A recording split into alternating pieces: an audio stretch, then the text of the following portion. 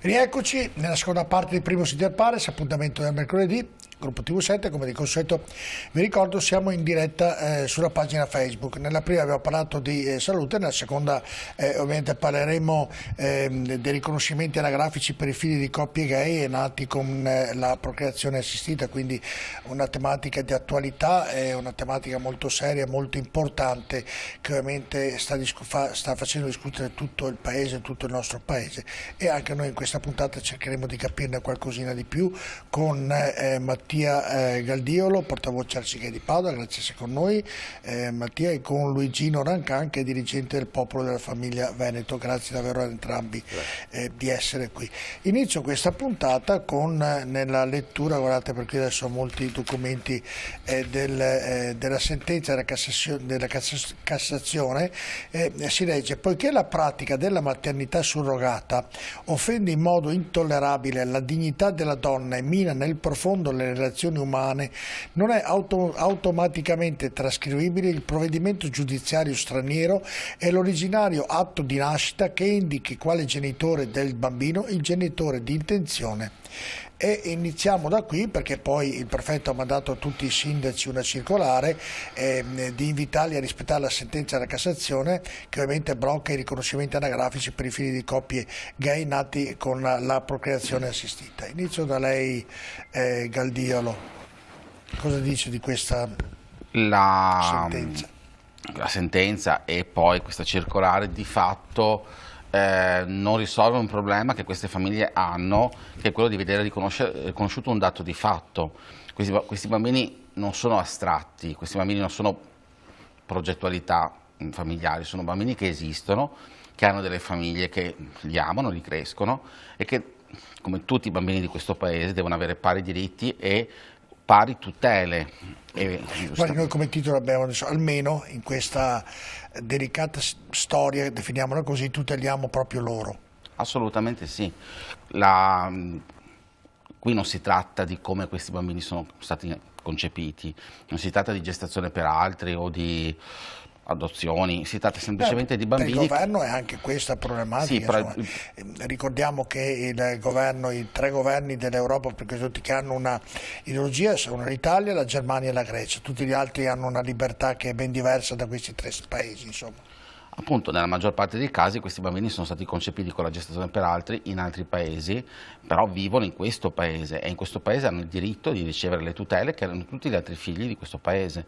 Pertanto questa sentenza non va ad intervenire sulla gestazione per altri, che nel nostro paese è proibita dalla legge, va a minare la certezza, dei contatti familiari, del nucleo familiare di questi bambini. Di fatto passano da avere due genitori ad averne soltanto uno, e chiaramente questo mina la sicurezza che questi bambini hanno nella loro vita, nella loro famiglia. Esatto. Adesso ci troviamo in una situazione paradossale che genitori che crescono un figlio, che se ne occupano, che lo amano, che si preoccupano del loro futuro, non sono autorizzati banalmente ad accompagnarli all'ospedale o ad andare a prendere a scuola, devono ricevere la delega del genitore naturale. Questo è chiaramente senza considerare tutte le altre problematiche relative alla successione piuttosto che all'eredità, che questi bambini giustamente un domani, o anche si spera più tardi possibile, dovranno avere. È chiaro che questo non va a garantire i diritti di nessuno, non va a tutelare nessun tipo di dignità della donna o mettere al riparo da sfruttamento o da abusi che avvengono semmai in altri paesi, ma che non sono assolutamente pertinenti all'argomento in discussione. Questo provvedimento semplicemente mina la certezza del futuro di questi figli. E quindi ovviamente la parte sua ovviamente non è d'accordo. Invece lei, Rancan? Sì. Confermo il discorso che c'è un vuoto legislativo, cioè ogni cosa va regolata per legge. Il discorso che questi bambini che sono ospiti uso sto termine qua, che sono ospiti in Italia per il momento, tanto non lo so e quindi mi piacerebbe sapere quanti sono in realtà questi bambini. Quindi ho provato a guardare un po' dei dati e non siamo riusciti a capire davvero perché non si sa, quindi c'è un dato abbastanza strano, si dicono che ci siano 5.000 coppie che sono praticamente iscritte all'associazione delle famiglie del Corbaleno, ma non tutte hanno ovviamente dei figli.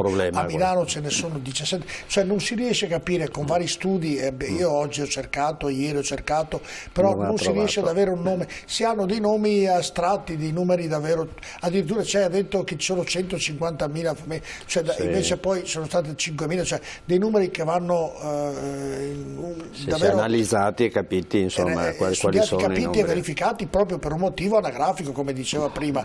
Bisognerebbe che chi, per esempio qui a Padova mi sembra il sindaco abbia fatto questo, che chi oggi ha questo tipo di procreazione di bambino va in comune e ovviamente ci sono le iniziative di molti sindaci, non dico di alcuni, mi sembra che sia a livello nazionale, siano parecchi che hanno preso queste iniziative. Ma voi siete d'accordo come popolo della famiglia? Noi siamo d'accordo sul dato che il bambino sia diverso, che questo bambino in questa situazione familiare sia diverso dagli altri bambini. Detta qua, io sono stato anche sindaco, ho avuto varie problematiche, non legate a questa procreazione assistita all'estero, ma bambini che praticamente avevano un solo genitore, credo siano stati seguiti a tutti gli effetti come qualsiasi altro bambino. Certo, ma lei del popolo e famiglie è d'accordo sulle coppie gay che abbiano dei figli? Allora, noi partiamo da un discorso, oserei dire, partendo dalla natura. La coppia gay è sterile per definizione.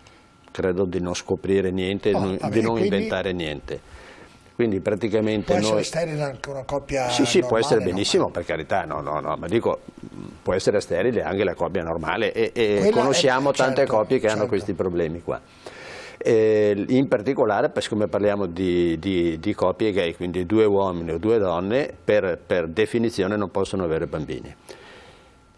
Possono essere seguite altre strade che probabilmente saranno a livello legislativo, dovremmo, se è possibile, avere. Ma non c'è, è inutile, però è inutile che adesso ci inventiamo. No, che il problema in fondo è che una legge che regoli questa cosa non c'è, c'è una appunto, cosa allora fuori da normale, capito? Io dico rinvio più avanti che venga, se possibile, se c'è un accordo, le leggi le fa il Parlamento, non siamo noi che le facciamo. Guarda, in Italia è vietata dalla legge 40, che lei conoscerà, del 2004, credo, la maternità surrogata, ma nessuna norma disciplina ancora l'omogenitorialità se non la regola dell'amore, cioè di chi si vuole bene, c'è una cosa...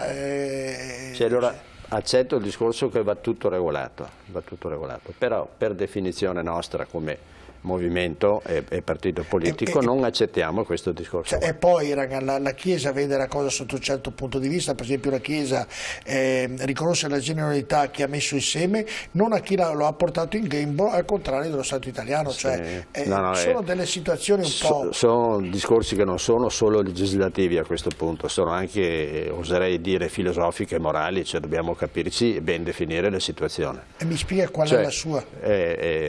Faccio l'esempio, la coppia, i cosiddetti 2 papà, usiamo il termine, siamo tra maschi, usiamo il termine dei papà.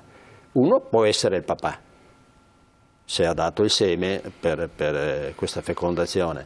L'altro sicuramente non è un papà, non è neanche una madre. Entrambe potrebbero essere. No, una porta il seme e uno la porta. No, d'accordo, possiamo arrivare anche a quella definizione lì. E chi ha dato il seme dove è andato a finire? Ho capito, però è un problema di natura di DNA e tutto quanto, quindi quando questo bambino che ha le 2 mamme o 2 papà si troverà a 18 anni a porsi qualche problema, dico 18 anni come può essere 15, come può essere 30 se uno non ci arriva prima, si porrà dei problemi, credo, e diventa un problema tra virgolette. La questione che va analizzata è che la gestazione per altri o la fecondazione eterologa... parliamo della legislazione ovviamente, perché può arrivare anche il fatto anagrafico, il fatto terra dei soldi, insomma, perché altrimenti non ci capiamo.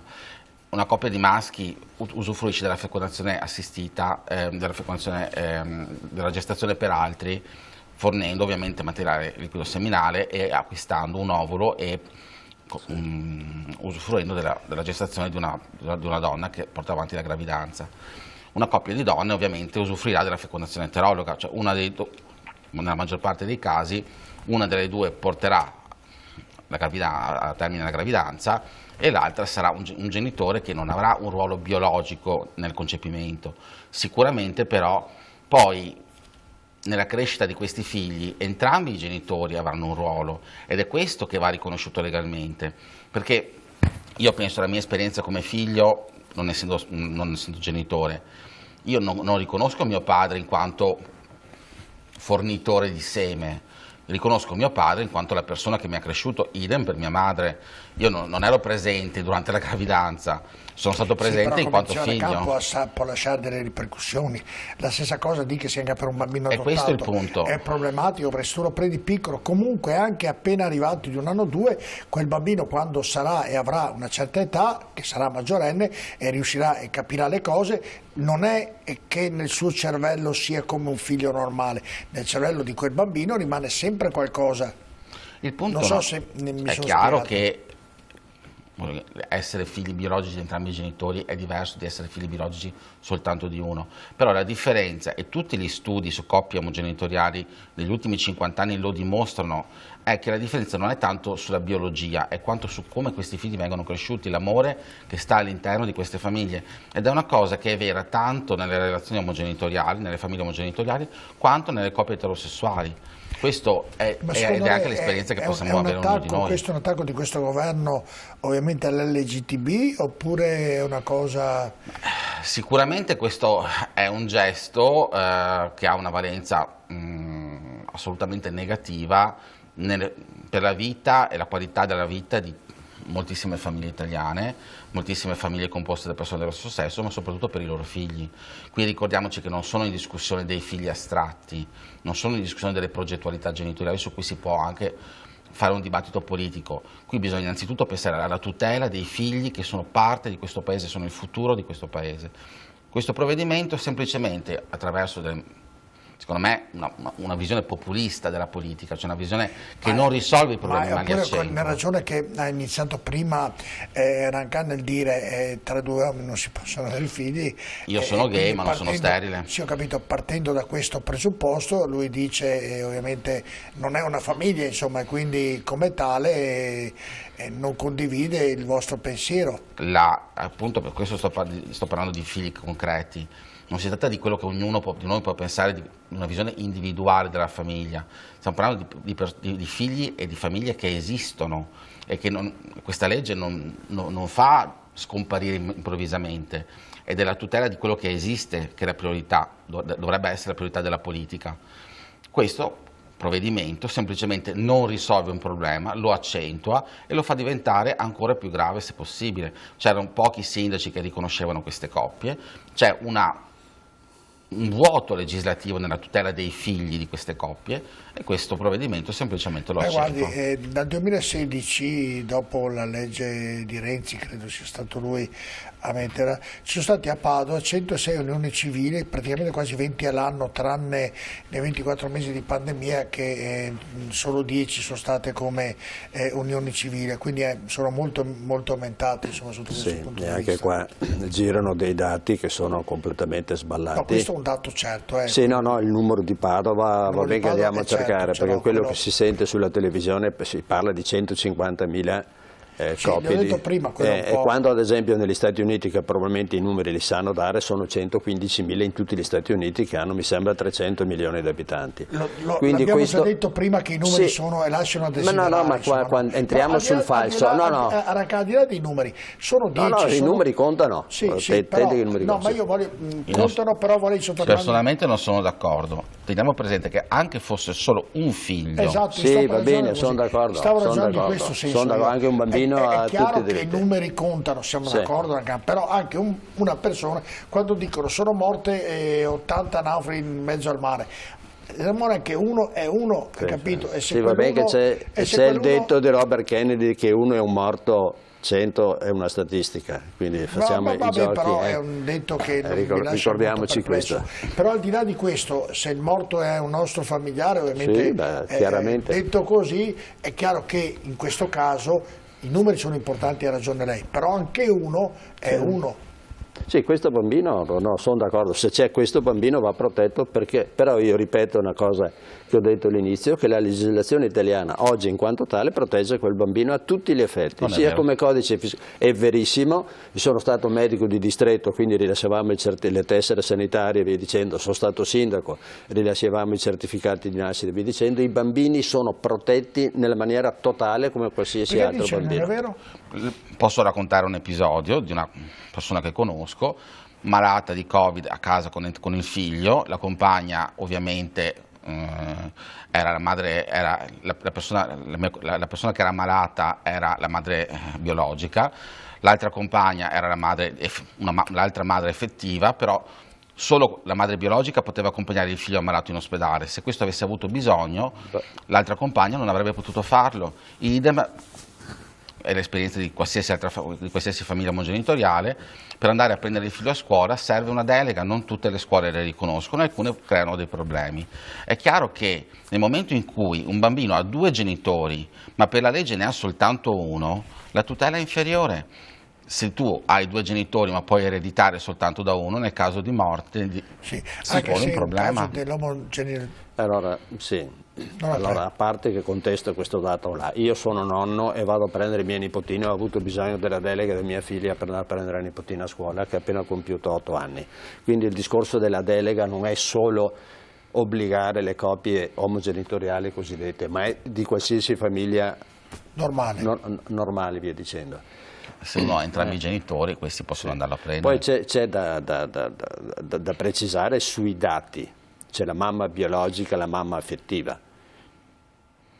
Sembra che tutte le coppie gay funzionano, siano piene di amore, che assistono i loro figli, mentre le coppie, definiamole eterosessuali, definiamole normali, usiamo questo termine, così sembra che sia un calderone dove può succedere di tutto. Penso che le coppie sia da una parte dall'altra, ci siano sia da una parte che dall'altra, quindi non stiamo a santificare una parte. Sono la stragrande maggioranza dei casi formati da donne.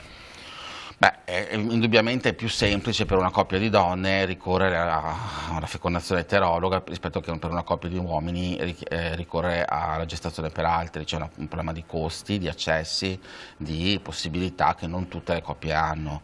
È chiaro che sì, è vero, la maggior parte sono composte da donne, ma non esclusivamente, ci sono moltissime coppie. Era un dato che nelle ricerche che ho fatto nel preparare la trasmissione ho visto questo dato, proprio nella stragrande maggioranza sono quasi tutte È molto donne, più semplice per una coppia di lesbiche. Ma senta Zangatti, lei cosa vorrebbe allora? Cosa vorrebbe che lo Stato italiano fosse chiaro nel dare questa indicazione che, come abbiamo già ripetuto più volte, attenta all'indicazione sia in un senso che nell'altro, certo. Lei cosa farebbe?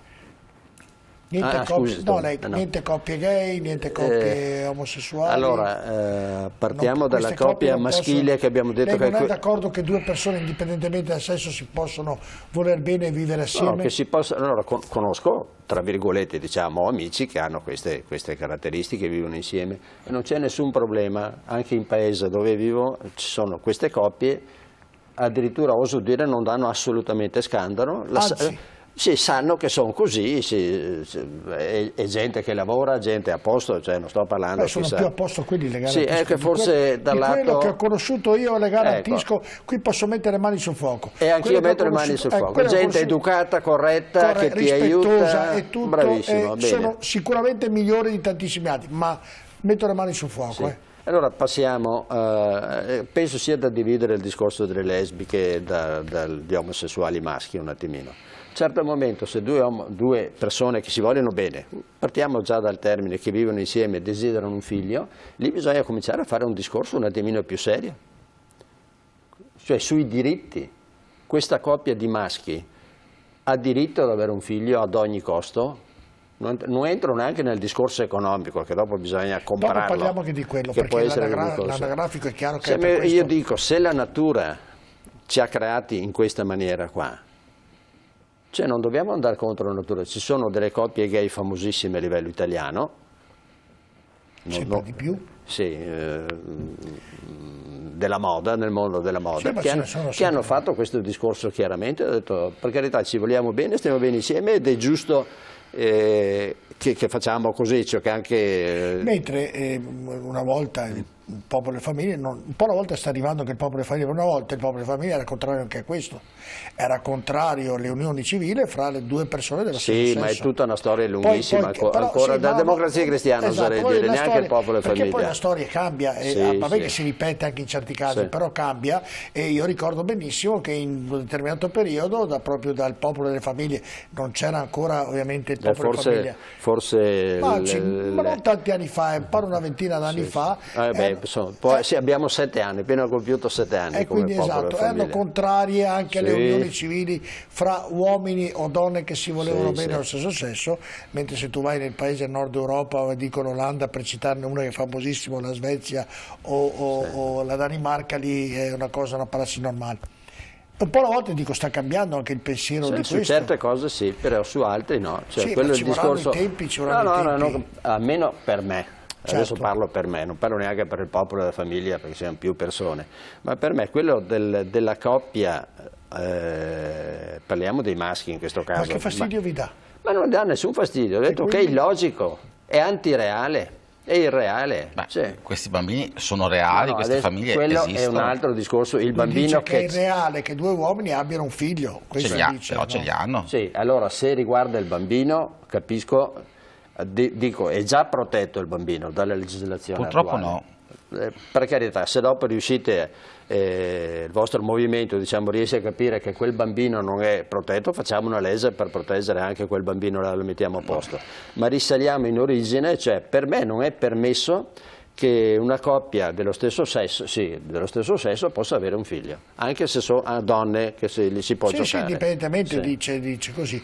Ma perché Zancan ha questo... Rancami, scusi, sì. Perché questo pensiero, se poi queste persone vogliono bene, lo fanno crescere bene, perché c'è questa per me quello è tutto fumo. Per me è tutto fumo, è una forma di egoismo, cioè 2 maschi che pretendono, cioè dicono di avere il diritto di avere un figlio. Per me questo discorso è un discorso contro natura, contro la logica, e quando una roba è illogica, detta qua, insomma, non è permessa. È illogica? Assolutamente no. Ripeto. Un po', partendo dall'inizio.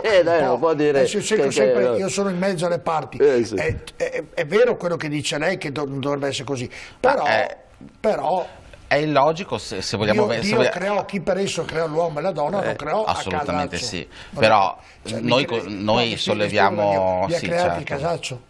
No, non li ha creati a casaccio, però sinceramente... Mi risponda, per quale motivo secondo lei li ha creati così? Chi li ha creati? Non entro nei meriti. Ognuno sulla natura può avere le sue opinioni e di fatto la natura si riproduce biologicamente, però noi come uomini, esseri umani, utilizziamo svariate tecniche nei casi in cui non possiamo biologicamente concepire. Io faccio l'avvocato diavolo, e può essere una cosa forzata questa? Ma allora è forzata la fecondazione eterologa o tutte le altre forme di sostegno alla natalità per le famiglie eterosessuali. Certo, è forzata che però è forzato allora anche pensare di avere riscaldamento in inverno. No, adesso non stia andando in cerca di cose no, però se noi che ovviamente la tecnologia, la vita però è la stessa identica cosa. Non dica queste robe qua, no, certo, però se noi ci rifacciamo alla natura, ci rifacciamo a un'idea di natura, a un concetto di natura che non ha concretezza nella nostra vita. No, ho capito, ma io le sto facendo domanda, non sto dandole contro né ragione. Sto argomentando. Noi siamo... Qualcuno un giorno dice creiamo Adamo ed Eva. Perché ha creato Adamo ed Eva e non 2 Adami o 2 Eva? Perché secondo lei l'ha fatto? Chi l'ha fatto? Voglio dire, per la stessa Chiesa Cattolica il disegno di Dio è imperscrutabile, per cui non sta certo a me definire quello che il pensiero di nostro Signore. Quello che voglio dire è che noi non siamo animali naturali, noi siamo animali culturali, ed è la cultura che determina il nostro comportamento, non è il fatto di essere maschi e femmine che determina come noi ci riproduciamo. Capisco, io la metto in difficoltà, va bene? Non è difficoltà. La metto in difficoltà. E facciamo sì che la tecnologia, la modernità, che oggi permette questo, certo, perché oggi lo permette, nei tempi dei Romani, tanto per dare un tempo... Le rispondo brevemente, nei tempi dei Romani era costume adottare i figli, era costume anche crescerli con modalità molto diverse dalle nostre, che per noi sarebbero abusanti, sarebbero assolutamente inconcepibili. Ma non c'era oggi la tecnologia di poter dire lo procreiamo con la metodologia che c'è oggi. Potevano adottare come si adotta normalmente, e lì è una cosa diversa però dall'adottare al procreare. Noi come movimento da sempre siamo favorevoli all'adozione anche per le coppie omosessuali, pertanto se si ritiene più naturale l'adozione noi siamo ben favorevoli, anzi sarebbe necessario che le adozioni fossero aperte anche alle coppie di persone dello stesso sesso. Se parliamo però di gestazione per altri o di fecondazione eterologa, noi ci dobbiamo rifare al fatto che è una procedura medica, è una procedura che ha un carattere tecnico, pertanto non si può parlare di natura, come non si può parlare di natura per le coppie eterosessuali. Cioè io contesto anche questa definizione, io sono medico. Vado in pubblicità, si ricordi, ripartiamo da qui, rimanete con noi a tra poco. Sì.